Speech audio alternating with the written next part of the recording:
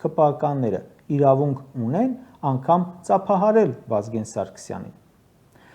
Նրա պաշտպանության նախարար եղած ժամանակ, Արցախյան առաջին պատերազմի ժամանակ, ինչ ազատագրվել էր, հենց իրենք սկզբից հրաժարվեցին, հետո հեշտությամբ հանձնեցին, մերը չէր գոռալով։ Վազգեն Սարգսյանի կոչով ձևավորված արծիվ մահապարտներ գումարտակը գեներալ Աստվածատուր Պետրոսյանի հրամանատարությամբ ազատագրել է Գանձասարը, դուք այդ սրբավայրը հանձնել եք։ Եռաբլուրում հավաքվել են ԿՊԱ-ականներ, ասում են Վազգենը սենց, Վազգենը նենց, ու հենց հարց ենք տալիս, թե ինչու եք իր արածները ջուրը տվել, ասում են այսօր քաղաքականության մասին խոսելու օր չէ, այսօր հենց էդ օրն է,